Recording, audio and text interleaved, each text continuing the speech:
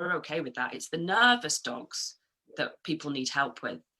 So what would you say to somebody who's adopting a dog that arrives that's, you know, got a high level of anxiety, a lot of stress hormones going through? I mean, where would you start with that? Okay, so you got to be really kind of careful. Obviously, you don't want to, like you said, the dogs don't understand love.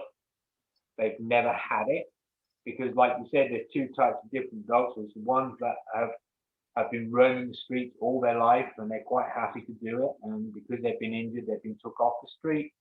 But they don't know any different. They're better now. They've come over, so they just kind of they start to become very defensive and very anxious because they haven't got that freedom anymore.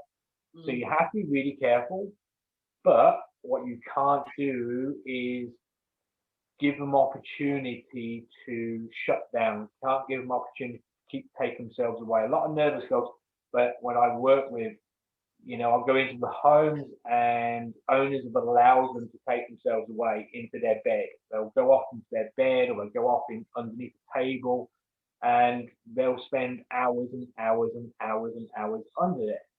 And because we think that's okay, they're okay under there, they feel safe under there, it's not actually helping them.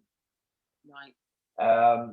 So for me, the first thing I really want to do, obviously, you want to give them time to decompress when they first come in. How long would you say, just while you talk about that time to decompress? I wouldn't, really, I'm looking at probably about a week, 2 weeks. Just time, just to decompress a little bit. So hide under the table all you want for a week, 2 weeks. Yeah, but I don't want to just leave them there. I want to be encouraging them to come out. But I can't be in there going, come on, let's go. And I can't be under there doing that because that's just going to shut these dogs down even further. Yeah. So you have to be really careful on how you, like you said, we can't dote over them. We can't love them to death. And because loving them to death and throwing them a load of cheese and chicken and all that, that's not going to help them. So I'm going to give them time. I'm going to give them that time just to work it out. And I'm just going to leave them be, work it out. I'm going to walk around the house as normal, and I'm just going to leave them there and just let them just watch.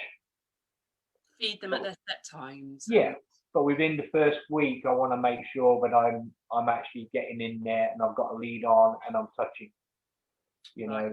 I want to make sure that's the one thing for me, and I did say that within our session when we were kind of talking together, didn't I? That the first thing I really want to be seeing is, can I get a lead on this dog?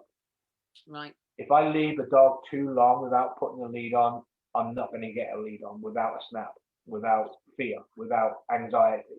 Okay. And then that's when owners tend to go, well, can't cope with this. They're snapping at me and they start to.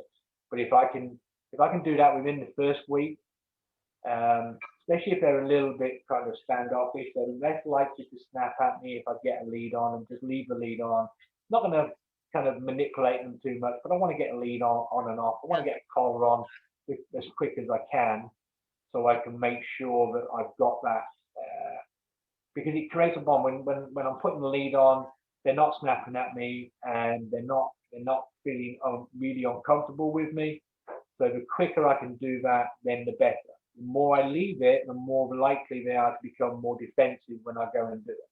Yeah.